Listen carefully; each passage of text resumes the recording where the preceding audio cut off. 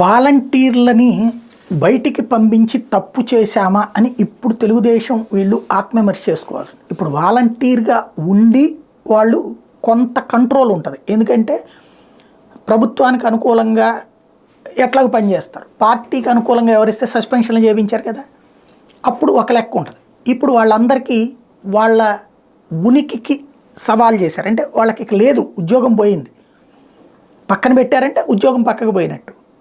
ఇప్పుడు మరి వాళ్ళకేంటి ఇంకా లైఫ్? ఇప్పుడు వైసీపీ వాళ్ళు రెచ్చగొడతారు, మీకు ఎందుకు, మనం రేపు పవర్లోకి రాగానే మీకు కొనసాగిస్తాం కదా అని చెప్తున్నారు.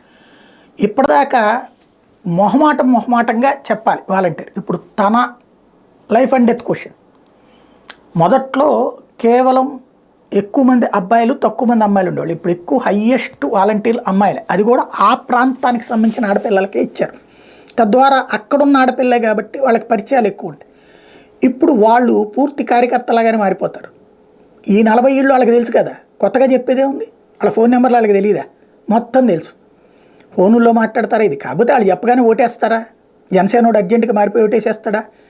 లేకపోతే తెలుగుదేశం వాడు మారిపోయి ఓటేసేస్తాడా? బీజేపీ వాడు మారిపోయి ఓటేస్తాడా? కమ్యూనిస్ట్ మారిపోయి ఓటేసేస్తాడా? ఓటు అనేది ఓటే. తటస్థులు అనేటువంటి వాళ్ళు పల్లెల్లో వీటెట్లు ఎక్కడ ఉంటారు? అటో ఇటోనే ఎక్కువ ఉంటారు కదా, 2%, 3%. వాళ్ళు తటస్థులు, వీళ్ళు చెప్పారంటే కొంచెం రివర్స్లో ఓటేస్తారు. కానీ ఇప్పుడు ప్రతి ఇంటికి వెళ్ళడానికి పార్టీ కార్యకర్తకి ఇంకా వెళ్ళి పరిచయం చేసుకోవాలి. వీళ్ళకి పేరుతో సహా చనువు ఉంది.